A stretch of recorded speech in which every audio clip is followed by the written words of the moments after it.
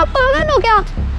मैं ट्यूशन के लिए लेट हो रहा हूँ, जल्दी चलो। अरे बेटा क्या करूं, तुम जवान हो, मैं बूढ़ा हूँ, घुटनों में दर्द होता है बेटा, तेज नहीं चल सकता। अरे तो चुप हो जाओ ना, मम्मी सही कहती है, हमने एक बूढ़े बैल को पाल रखा है, कुछ नहीं होता आपसे, आप किसी काम के नहीं हो।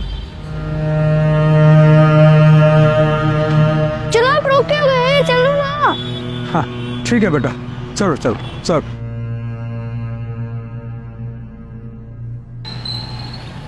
अरे सर आप पड़ोसी। गुड आफ्टरनून बेटा। ये कौन है? ये हमारे प्रिंसिपल साहब। अच्छा अच्छा। नमस्कार जी, आप इसके दादाजी हैं? जी। बेटा आप कौन सी क्लास में पढ़ते हो? मैं फोर्थ। और आपका नाम क्या है? तो राघव बेटा, ये आपका बैग आपके दादाजी ने क्यों पकड़ा हुआ है? जी वो बच्चा है ना, बैग बहुत भारी है, थक जाता है। देखिए सर, आप मेरे पिता समान हैं, थक तो आप भी इस उम्र में बहुत जाते होंगे, पर रही बात बच्चों की, तो बच्चों में तो काफ़ी एनर्जी होती है, उन्हें हमें काम करने देना चाहिए। और राघव बेटा, आप अपना काम अपने आप किया करो और दादू के साथ ऐसे बातें नहीं करते। लेकिन मम्मी पापा ही कहते हैं कि दादू तो काम करने के नहीं है, अगर वो काम नहीं करेंगे तो उनको ओल्ड एज होम भेज देंगे ना।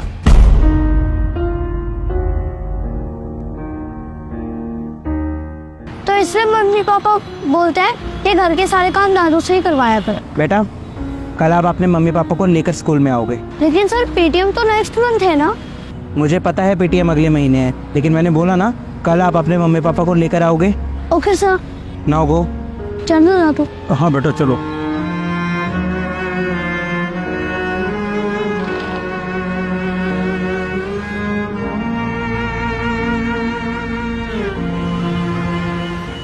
सर आपने हमें अचानक बुलाया, हमारे बेटे की कोई कंप्लेंट है क्या? उसने कोई शैतानी की है क्या?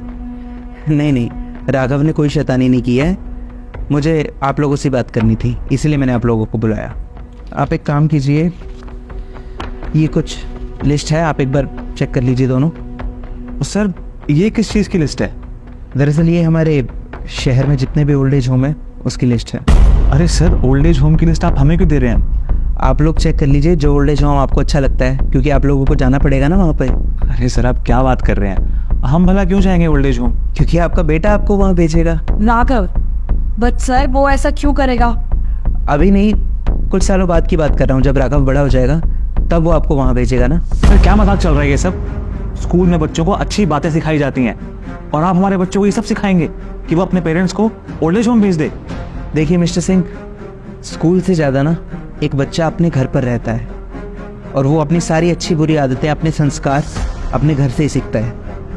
ये सब राघव को हम नहीं सिखाएंगे, बल्कि आप लोग सिखा रहे हैं। सर आप कहना क्या चाहते हैं, साफ साफ बताइए, बातें मत घुमाइए। राघव मुझे कल मिला था स्कूल के बाहर, जब उसके दादाजी उसको लेने आए थे, और मैंने देखा कि वो किस तरह से अपने दादाजी को ट्रीट करता है, किस तरह से उनसे बात करता है। आपको क्या लगता है उसने ये सब कहाँ से सीखा होगा?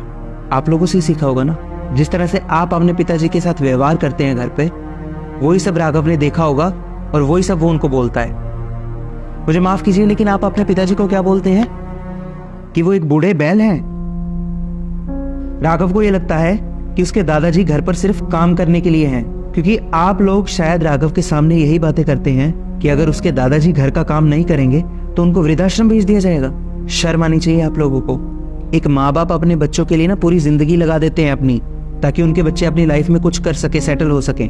और जब बच्चे सेटल हो जाते हैं, बड़े हो जाते हैं, तो माँ बाप के साथ ऐसा व्यवहार करते हैं। किसी ने सही कहा है, घोर कलयुग आ गया, और इस कलयुग में एक बच्चा अपनी माँ बाप की सेवा तो दूर, उनको फ्री में घर में रखना भी नहीं चाहता। घर में रखने के बदले उनसे घर का काम करवाना चाहता है। अरे माँ बाप को भगवान का दूसरा रूप कहा जाता है, पूजनीय होते हैं माता पिता, और आप अपने पेरेंट्स को इस तरह से ट्रीट कर रहे हैं। शर्म आनी चाहिए आप लोगों को। आप लोगों को शायद अभी इस बात का पता नहीं चल रहा, लेकिन जब राघव बड़ा होकर आपके साथ ऐसा करेगा ना, तब आपको एहसास होगा कि आपने क्या गलतियां की थी।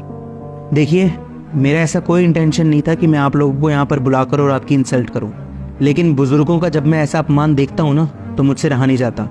ये आप लोगों का घर का मामला है और मुझे आपके घर के मामले में नहीं बोलना चाहिए, लेकिन बस मैं आप लोगों को समझाना चाहता था, एंड आई होप कि आप जल्दी इस बात को समझ जाएंगे। बाकी आपको जैसा ठीक लगता है आप करिए, लेकिन हाँ, इस बात को ज़रूर याद रखिए कि जैसे आप कर्म करेंगे ना, आपके साथ भी वैसा ही होगा। और सर देखिए, मुझे जो बोलना था आपको बोल दिया, अब मैं आपकी कोई और बात नहीं सुनना चाहता, आप जा सकते हैं।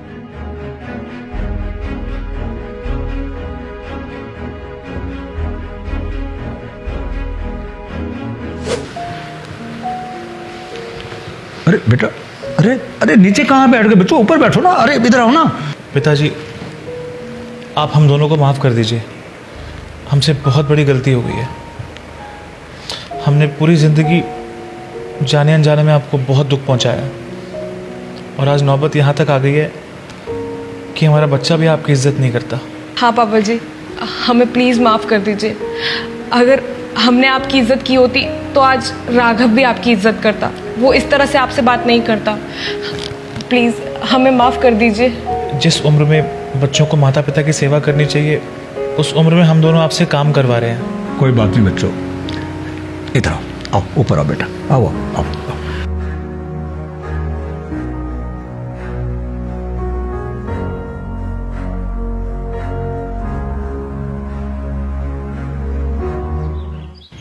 अरे दादू, आपके पैरों में दर्द तो नहीं हो रहा ना? नहीं बेटा, बिल्कुल ठीक है।